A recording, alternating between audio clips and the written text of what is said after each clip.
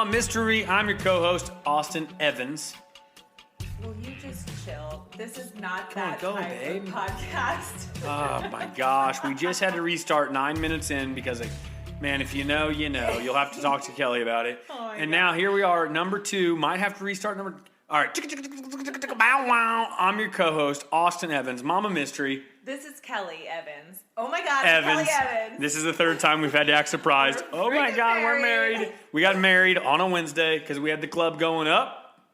On a Wednesday. Had your girl in the club. She ain't choosy. She ain't choosy? She that is, what it maybe. is? I don't freaking know. I don't listen to that. Let's stuff. dive in. This is take 3. Take 1 was a bust. I can't remember why. Take 2. You can't remember why? You got inappropriate. That's why. No, take 2 was. Come on. Stop it. This is take 3. Run it. Tell us the story and let's roll. Jeez. I'm going to be quiet listening for a little bit while we catch up to where we were before because I'm curious what happens. Oh my God. It is 8:15 at night and he's so hyper. I don't know why. I'm so sorry, guys. Anyway, today we're talking about the murder of Cassie Jo Stoddart. Okay? That's what we're talking about. That's right. Okay, so this story is one of the more infuriating stories that I have ever come across, mainly because the 2 boys involved in this story are so childish and immature that it actually blows my mind that they carried through with this crime and then had the audacity to think they could get away with it. It is beyond senseless. It just makes me so sad. It makes no sense, so I'm eager to hear how you react to it. You can't fool the FBI, ladies and gents. You just can't do it. And if you think you can it? And let me just put this in as a disclaimer. The FBI doesn't get involved in piddly shit, and that's exactly what this is. This is piddly shit. These boys were idiots, okay? It took less than 7 days to close this. Run it. Kelly could have closed it in 6. I could have closed it in 7 minutes. Wow. I could throw a football over the mountains. Wow. Yeah. So anyway, we're going to start this story in Pocatello, Idaho, at Pocatello High School. Pocatello was a relatively small, quiet, and mostly Mormon town. Cassie Jo Stoddart was 16 and a junior at Pocatello. I say it differently every time I say it. Pocatello High School. She was a straight-A student. She was gorgeous, had long brown hair, beautiful skin. She was so pretty. She was very well-liked. And she had 2 siblings, a younger brother and an older sister. For most of her childhood, she and her younger brother lived with their grandparents, but they still remained very close to their mom. And I'm not sure why they were sent to live with their grandparents, but it doesn't seem to be for any sinister type of reason. They still had a very close relationship with their mom. She had a boyfriend of about 5 months named Matt, and they'd mostly spend time at Cassie's house just hanging out. Cassie seemed to be pretty low-key from what I've gathered through my research. She was also really responsible. Like I said, she had straight A's in school, and at the time, she was 16, and she was saving up money to buy her first car. So she would babysit and house sit for family members to make money, and Cassie had an Aunt Allison and Uncle Frank who had kids of their own, and she'd often go over there to babysit. One weekend, this family planned to go out of town and asked Cassie if she could house sit and take care of their pets.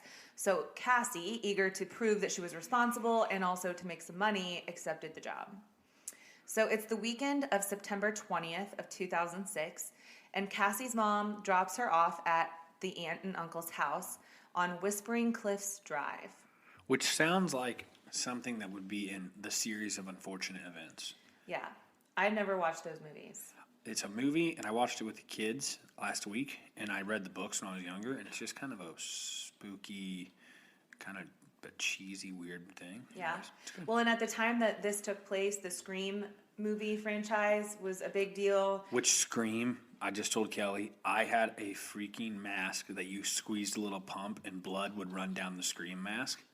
And I also told Kelly that I wish I could wear one of those. I want to start wearing one of those masks, or like a mask like that in public where they're asked to wear masks, because you're asked to wear a mask. So They don't specify what kind of mask. what kind of mask? And also, one more thing, Kelly had never heard of these, so maybe you guys have. They're called SPFX masks. Which Yeah, I'd never heard of them. Special effects, but it's called SPFX masks. And I remember I really wanted them when I was younger.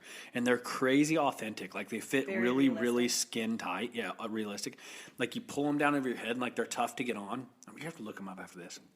And, like, for a while there was a, like, a young white guy that was using an old black guy mask, and then he had on like, they make these hands that they're gloves that look like real hands, and like people were looking for this bank robber that was supposedly this black guy in his 60s or something, and it was a white guy in his 30s or something. He finally got caught. Yeah, and he was wearing those masks. He was wearing the masks. Banks. That's crazy that he could like actually fool people, that they were that realistic. Yeah, they're wild and they're really cool. You should look them up. Don't rob a bank though. If you do, it's not on us. If you get any money, don't call us about it. All right. Anyway, It reminds me of those commercials. Have you ever seen that guy with the commercial that goes, "I got this car for sale. It's got doors, wheels, tires, windows, and locks. We're slashing prices on this miniature van. Call now. And if my mom answers, don't mention the van." haven't seen it. They're great. I prefer your version already. I want to make a Fit Republic commercial like that. You should. We got protein, fat burners. Call now. We got deals going on. If Corey answers, don't mention the fat burners. It's just, but somebody would be like, why? But it's so random. I love it. So random. Anyways, right, let's get back to back Mama on Mystery. track. Old Whispering Creek Road. Whispering Cliffs Drive. Whispering Quick Boulevard. Let's go on. God. You tell stories so good. The house was pretty secluded. It was one of those areas where houses were placed on quite a bit of acreage, so they were all kind of spread apart. Cassie asked her Aunt Allison if it was okay if her boyfriend came over for a little bit to watch a movie. So Matt comes over. Sorry, I'm giggling because this is where things went south last time. I'm not saying a word. I plead the fifth. We're not going there. Yeah. We're not going there. They were 16 and 17 years old, and they were simply watching movies. That's what we're going to say. Go ahead. That's what we're sticking with.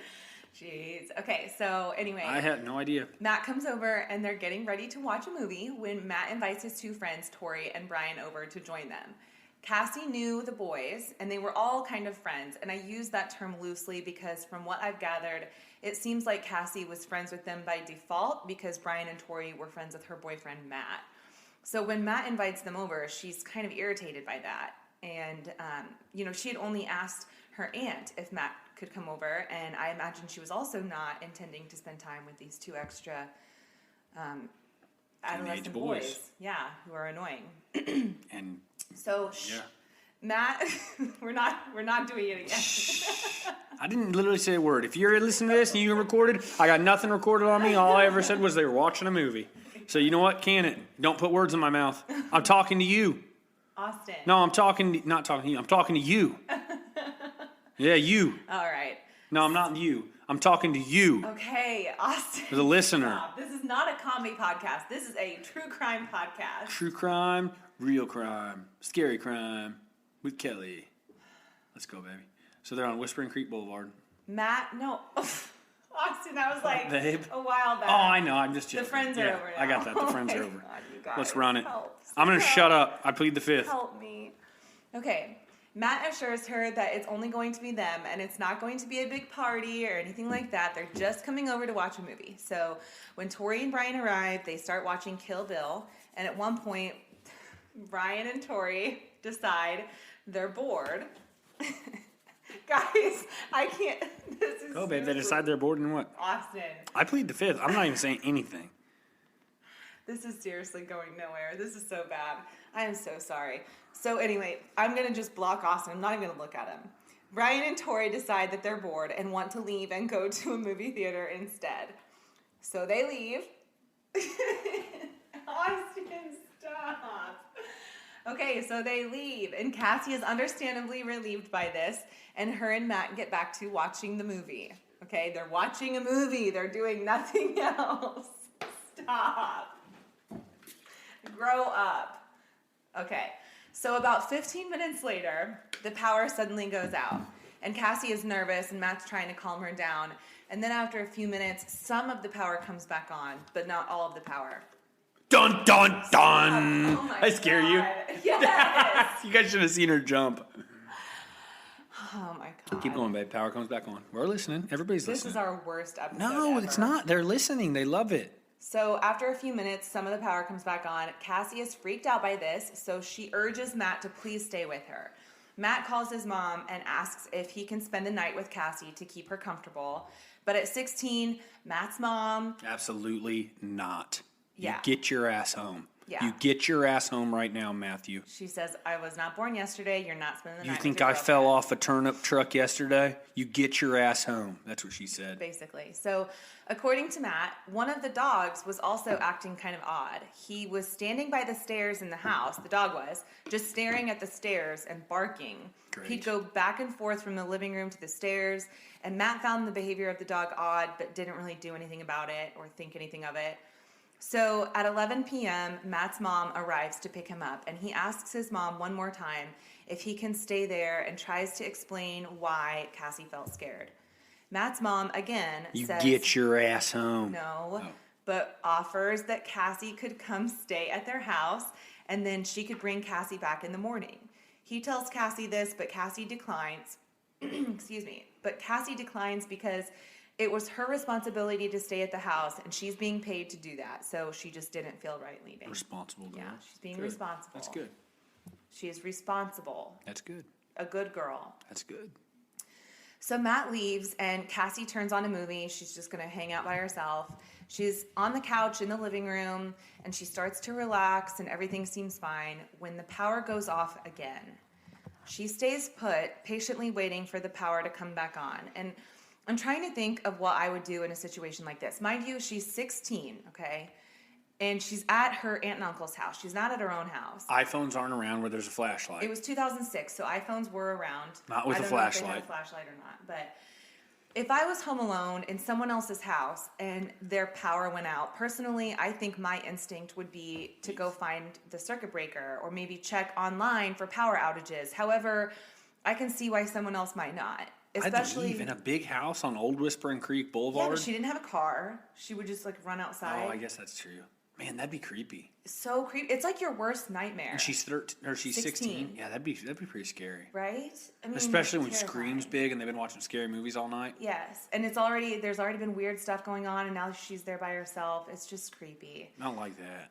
So, yeah, and you know, it's a house she's unfamiliar with. So who knows if she even knew where the circuit breaker was? Like, I don't know. It's just it's all just a recipe. I don't think many for 16-year-old disaster. girls would know what a breaker box is. Probably not. That's the other thing I Yeah. have to keep thinking is she's 16. Yeah, She none has of them probably know no what the idea what to breaker do in a box is. situation like that. What the heck would you do in a situation like that? Yeah. So anyway, That's a Napoleon Dynamite reference, guys. so a little time goes by and the power never comes back on. Cassie is still waiting on the couch when two guys dressed in all black wearing masks quietly come up the stairs, and when they reach the top, they open and slam a closet door to scare Cassie. That gave me the goosebumps. Because that's messed up. Why would you do Yeah, that? It's messed up. She sees them and notices they have on these clown masks, but they're like bloody clown masks. Man, why would you do this to somebody? And they're armed with hunting knives and a dagger. Cassie jumps to her feet, asking who they are, and reportedly says she's going to kick their ass, but they attack her.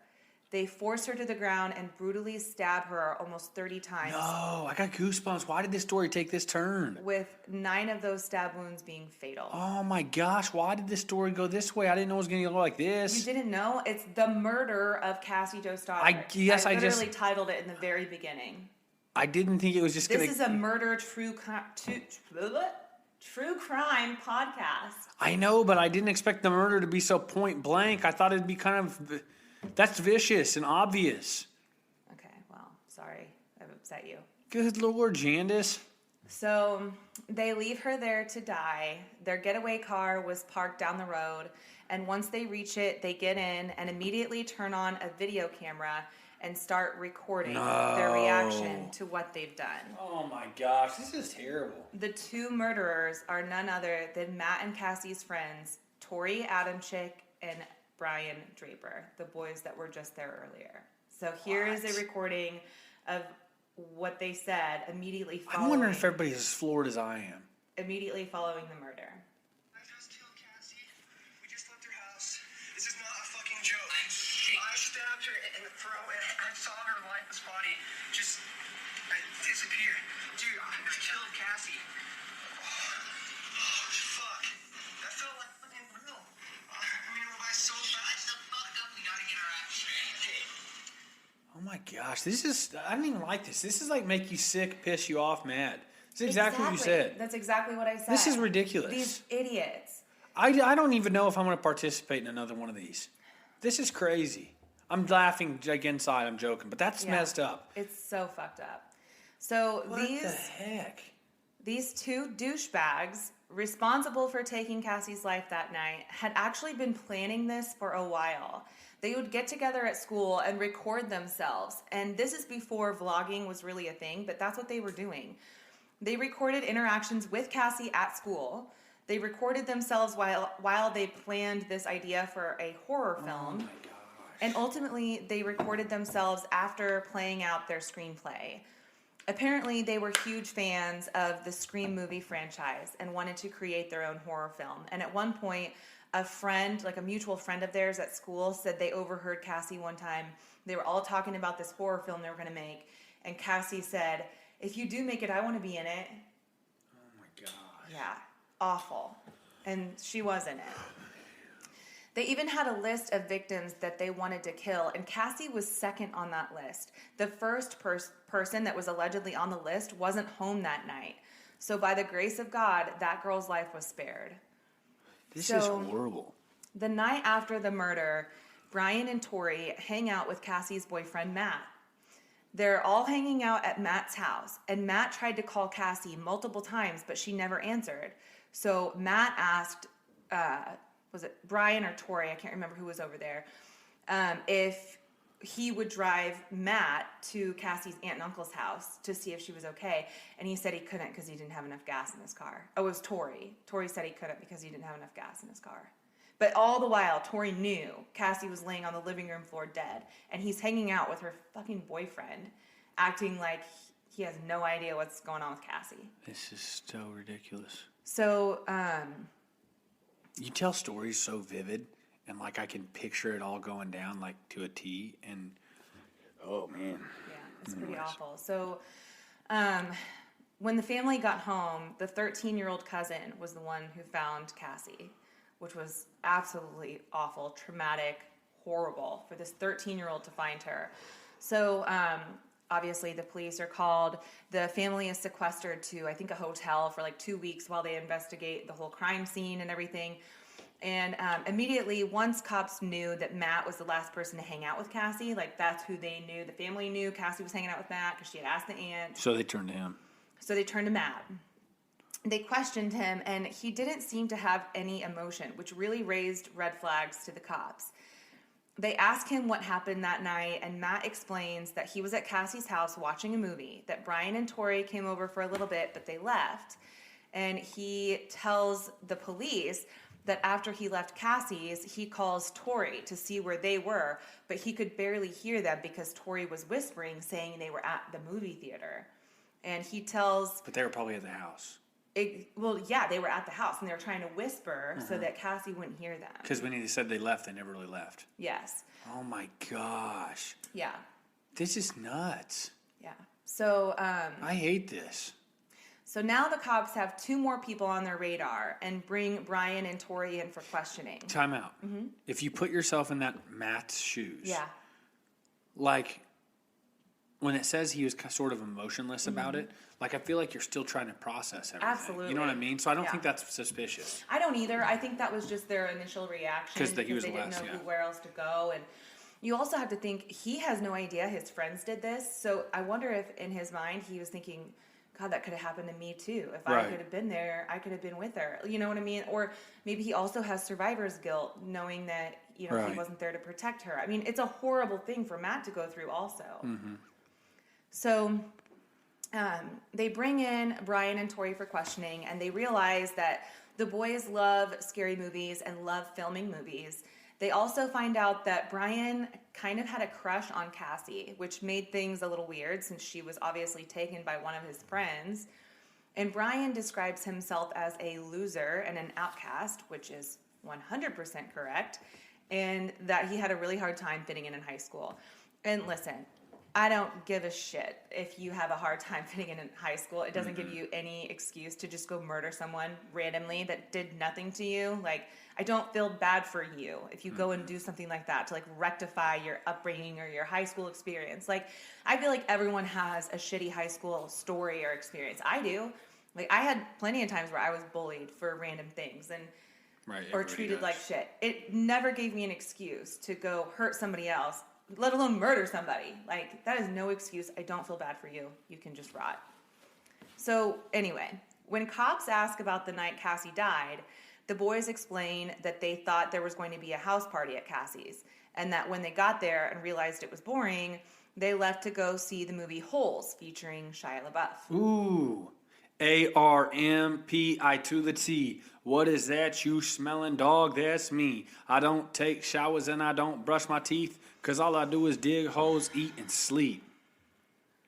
It's a good movie. Let's go ahead, babe. Guys, when I do that and I interrupt the podcast like that, you should see Kelly look at me. It's so cute and pissed. Cute. Go ahead. So anyway, they had ticket stubs to prove... I had to put a little brightness in this thing. Yeah, I started that's out no like joke. really hyped and happy. You had no idea. The and first then it round, tanked. listen, We didn't get that far. We didn't get that far. And then- so all the joking and the laughing, all was because we'd already said that part, but he had no idea what was coming. Yeah, and now it ruined everything. So I'm just trying to brighten things up. This is sad. Womp, womp, womp. Holes is a great movie. Okay, so anyway. Stanley Yelnats. And his last name is Yelnats, and it's Stanley backwards. Stanley Yelnats. Do the math. I already did. All right. Go ahead. Anyway, so they had ticket stubs to prove they were at the movies, okay? So 2 days later, the cops bring in all three boys again, and they start off with Matt. They give him a polygraph and ask if he has had anything to do with Cassie's murder. He says no and passes with flying colors. So they back off of Matt and move on to Brian. They ask him again what they did that night, and he repeats that they went to the movies with Tori, or that he went to the movies with Tori. So they ask him to describe the movie, and they're saying, like, what's it about? And he's like, I don't know, it was, like, really boring. And then they said, okay, who's in the movie? And he's like, I don't know. I don't know who was in the movie. It was boring. That's all I remember. And they're like, can you tell us anything about the movie? You just recited some music lyric about armpits. And how many years has it been since you saw that movie? Oh my gosh, like 10. We got to watch it. They're claiming to have seen it like a few nights prior and can tell you nothing It's about a the great movie. movie. These idiots thought they had this Idiots. alibi. Like idiots. These idiots. You said idiots so fast. Idiots. These idiots had no idea what this movie was about, but thought they had this foolproof alibi. Like, yeah, we're gonna go get these movie stub tickets, and that'll prove that we were there, even though we didn't see the movie. Watch a trailer, you idiots. Oh, you dumb boys! They're so dumb. And I'm not encouraging anyone to do their research better so they can get away with murder better. I'm just pointing out how fucking stupid these idiots are. Enough with the F-bombs, babe. Listen, it's my podcast. It's my podcast and you can leave. You can leave. If you don't like it, you can leave. So, investigators then go to the movie theater, and they come across a girl who was working at the ticket booth that night. They ask her if she recognizes the boys, and she's like, yeah, I know them. I go to school with them. They ask if they were there that night, and she says, no, I definitely would have remembered them if they were here. Ooh. And they definitely were not here. That wasn't too tough, boys. So then they bring in Brian for questioning, and Brian is a mess. He breaks down and starts to cry. He tells them that at one point while they were watching the movie, Brian snuck off to use the bathroom, but really he went to the back door to unlock it. He said the plan all along was just to scare Cassie and play a prank on her. So when they left, they actually just went to the car and changed into their masks and then came right back inside. Once they snuck in, they started with messing with the circuit breaker to scare Matt and Cassie. But then Matt left and they continued to mess with Cassie. They thought for sure she would come downstairs and that if she did, they would just scare her. And Brian says Tori started to get super psychotic, saying, let's do it, let's get her, let's kill her, just getting crazy. And Brian says Tori was the one that attacked Cassie. He says he didn't do anything to Cassie and that it was Tori who killed Cassie. And here's a side note, Brian eventually does admit to stabbing Cassie twice after he knew she was already dead because he said Tori threatened to kill him if he didn't participate. So after he admits this to the cops, he takes the cops to the site where they took the knives, masks, and videotapes that they buried. Cops find black boots, the creepy clown masks, tons of knives, matches, and then some workout gloves with the fingertips missing, which that part cracked me up because I'm just like, you idiots. Like, if the point is to disguise your fingertips, you need gloves that cover your fingertips. Like, what is the point of, like, these callus protecting gloves? So dumb. They're so dumb.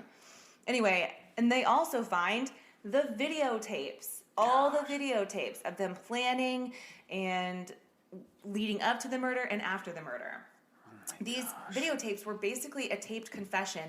In the film, they show their premeditation, saying things like, Cassie is the chosen one, she's our friend, but we all have to make sacrifices, blah, blah, blah. And I actually have another I don't like listening to these. These are morbid. I'm closing my ears, guys.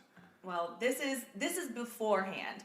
And I actually want you to listen to it because of just how immature they sound. It's so, ooh, Yeah, I it's really scary, don't but- like listening to it. Okay, well, I'm going to play it anyway. Okay. There should be no law against killing people. I know it's a wrong thing, but hell, you restrict somebody from it, they're gonna want it. We found our victim, and sad as it may be, she's our friend. But you know what? We all have to make sacrifices. Our first victim is going to be Cassie Stoddart. She's going to be alone in a big, dark house out in the middle of nowhere. How perfect can you get? I mean, like, holy shit, dude. I'm horny just thinking about it. Hell yeah. I hate it. Hell yeah. Like, I hate it. I hate it too, but at the same time, I'm just like, man, you guys, I hate it, but their immaturity and the way that they talk, saying like, oh, I'm horny just thinking about it. Hell yeah. I'm just like, man, it just like enrages me. Yeah. It just makes me even more mad. So there's really no way around this. These boys are screwed. Cops have everything they need to charge them with first-degree murder. They showed premeditation. They both played equal parts in this, and on September 27th, 7 days after the murder, they were both arrested.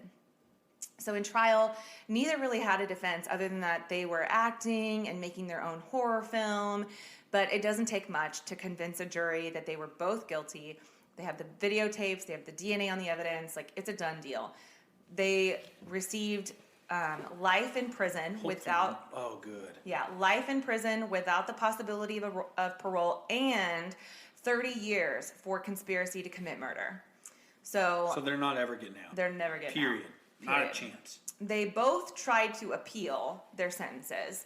Brian argued that there were violations in the trial. He said that his parents weren't present during their interviews, but he signed a waiver, he was read his Miranda rights, and he didn't appear to be tired or upset during the interview. And when he eventually did ask for his parents, the interview was stopped. So the courts found that everything was done correctly, and Brian lost his appeal. Tori's appeal, this is kind of, I don't know, just even more shocking, I guess. Tori's appeal was focused on the fact that he never admitted to stabbing Cassie, and that in the video you never hear Tori say that he killed Cassie, you only hear Brian say he killed Cassie. He argues that his counsel was inefficient because they didn't try to suppress evidence that was irrelevant to the case. So this is all because when the cops arrived at his house with a search warrant, it didn't specify to seize anything. And when the investigators took his computer and searched his hard drive, they found evidence of child pornography and animal cruelty.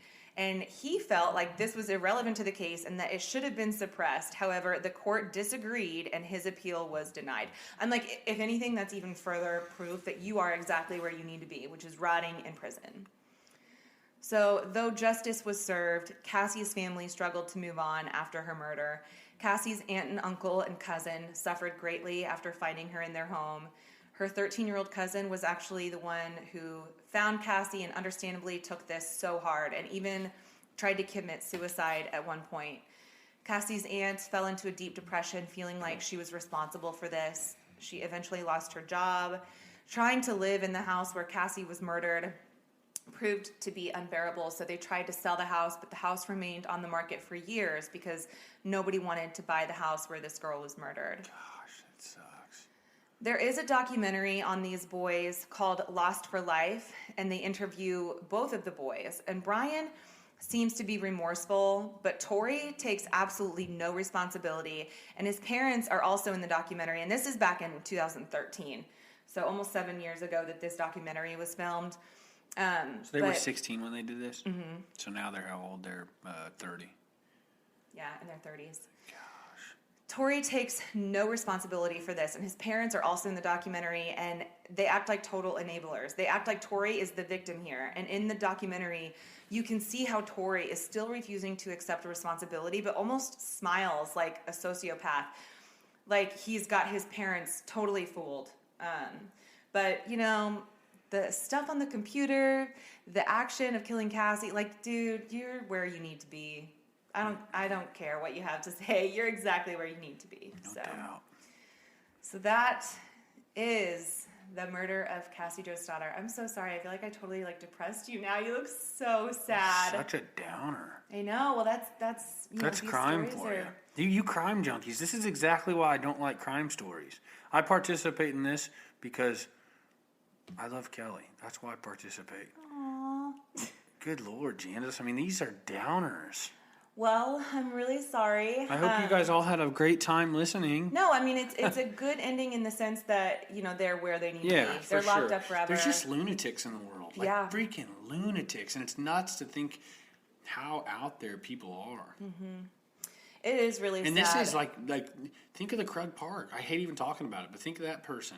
Yeah. These people are lunatics that were in St. Joe. Like, these lunatics are everywhere. It's just messed up.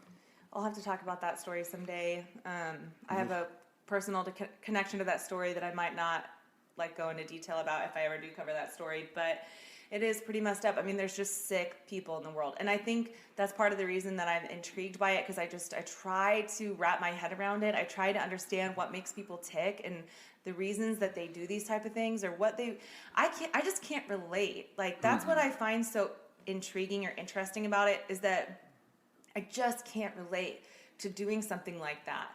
So yes, they're sad, but I do appreciate the end of the stories when people are brought to justice. That doesn't always happen, which needs to be talked about more because the justice system is so flawed. But in this case, it did what it needed to do. Right. So that's. If you got this far, go buy somebody a coffee or do something good to be a good person. Go do something nice. That's a really good ending. I like that. Go Venmo your best friend $5 for coffee. If you got this far, go Venmo $5 to coffee for somebody and put a smile on your face. Share the podcast, review it, subscribe, go freaking share it again. Yeah. We'll be back next week with another story. I'm not sure about what We'll be back yet. sometime. It might be tomorrow. It might be next month. It might be next week. Austin might not even be here. He might be totally turned off to this now. But if you have any suggestions on stories that you think I should cover, send me a message at Tag Mama us on Mystery. your Instagram story. Sorry, babe. At Mama Mystery on Instagram, or if you already follow me on Instagram, you can message my personal page as well. But I love suggestions and tips, and tell me what you got. Give me what you got. Till next week. Till next week. Thanks for listening. Thanks Bye. for listening.